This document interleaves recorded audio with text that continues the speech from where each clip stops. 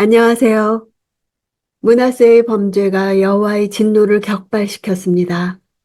오늘 본문은 열왕기하 21장 10절에서 26절입니다. 10절. 그래서 여호와께서는 그분의 종인 예언자들을 통해 말씀하셨습니다. 남유다 14대왕 므낫세의 통치 기간 동안 어떤 선지자가 어떠한 활동을 했는지에 대해서는 나타나지 않습니다. 주전 9세기 중반까지 선지자들은 활동적인 예언 활동을 했습니다. 므낫세 시대에 이르러 선지자의 활동이 구체적으로 묘사되지 못할 만큼 희미해진 이유는 므낫세가 자신의 정책과 이방신 숭배를 위해 믿는 경건한 자들과 선지자들을 죽였기 때문입니다. 이 말씀은 그래서 익명의 선지자가 예언한 것입니다. 11절. 유다왕 므낫세가 이런 가증스러운 죄들을 지었다. 그는 자기보다 전에 있던 아모리 사람들보다 더 악한 일을 했고 또 유다가 자기 우상들을 섬기는 죄에 빠지게 했다. 아모리 사람들은 가나안 원주민 가운데 한 민족으로 우상 숭배와 가증하고 포악한 행습 때문에 하나님에 의해 가나안 땅에서 쫓겨난 산지 거민을 가리킵니다. 그러나 여기서 아모리 사람들은 이 족속만이 아니라 가나안 땅에 거주했던 모든 족속들을 가리키는 넓은 의미로 사용되었습니다. 므낫세의 악함을 아모리 사람들의 악함에 비교하고 있는 것은 궁극적으로 가나안 족속을 공의로 심판하셨던 하나님께서 므낫세와 므낫세 치하에 있던 백성들을 심판하지 않을 수 없었다는 사실을 전달합니다. 12절. 그러므로 이스라엘의 하나님 여호와가 말한다.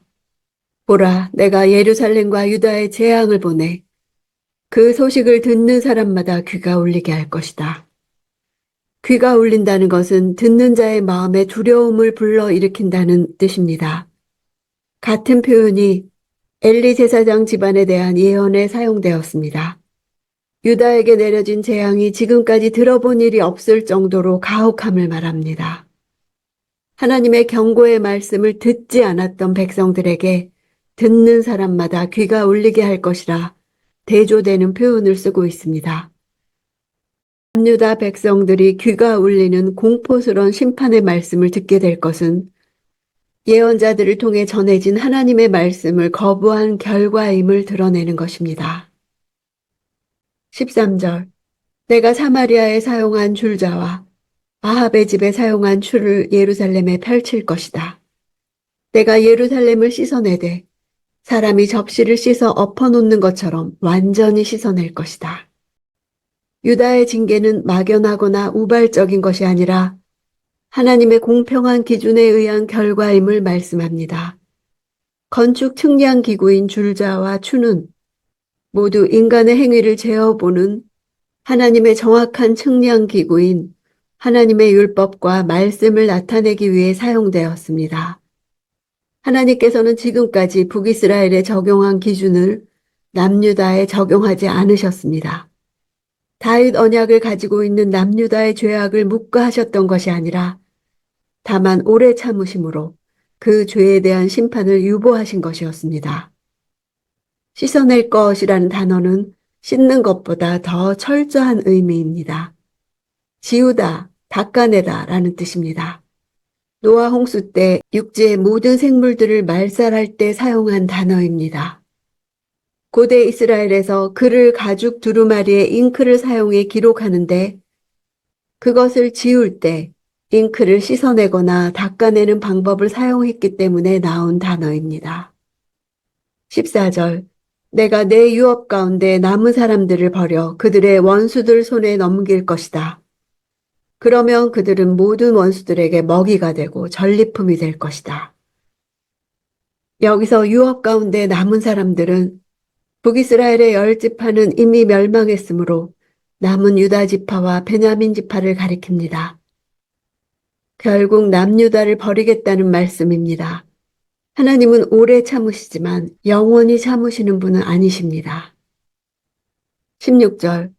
므낫세는 유다가 죄를 짓도록 만들어 그들이 여호와 보시기에 악을 행하게 한 일 외에도 죄 없는 사람들의 피를 흘리게 한 일이 무척 많았습니다. 그리하여 그 피가 예루살렘의 이 끝에서 저 끝까지 가득하게 됐습니다. 실제 역사 문헌에 의하면 므낫세는 자신의 정책을 비판한다고 하여 신실한 여호와 신앙인들과 선지자들을 죽였으며 유대인들의 전승에 의하면 이사야 선지자도 이 시대에 므낫세에 의해 톱질로 잔인하게 죽임을 당했다는 전설이 기록되어 있습니다. 18절. 이렇게 해서 므낫세는 자기 조상들과 함께 잠들었고 자기 왕궁의 정원, 곧 우사의 정원에 묻혔습니다. 그리고 므낫세의 아들 아몬이 뒤를 이어 왕이 됐습니다.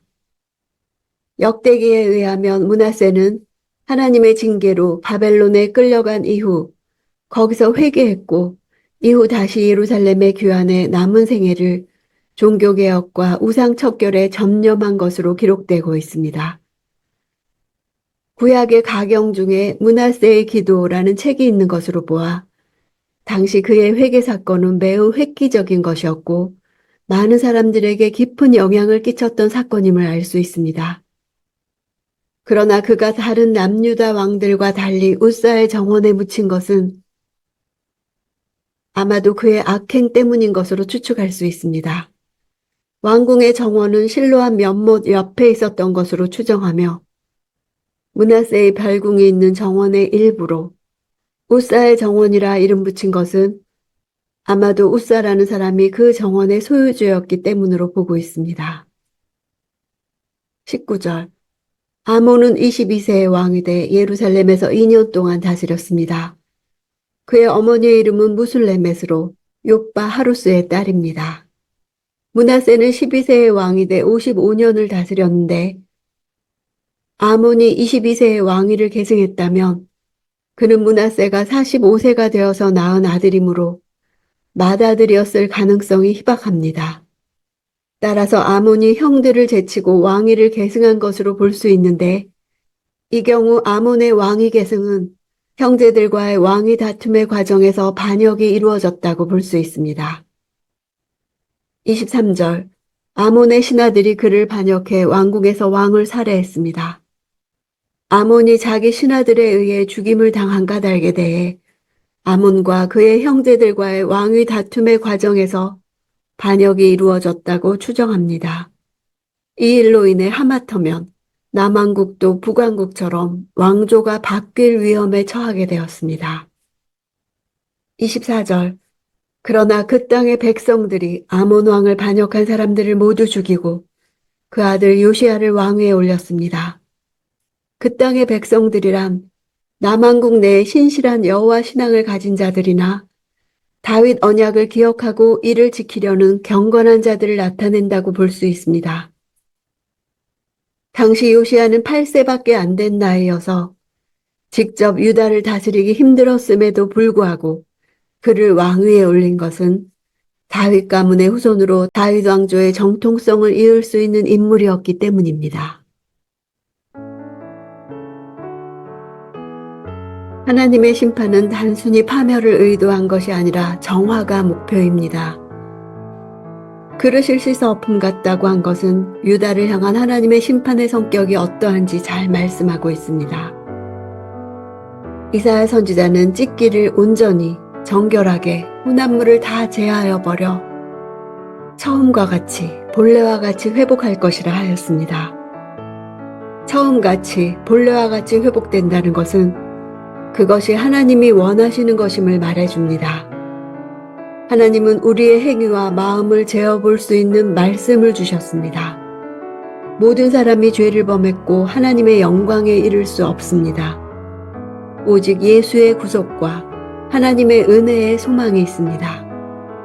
순간에 넘어질 수 있는 자신이 아니라 온전케 하실 말씀을 기준으로 하루하루 살아야 합니다.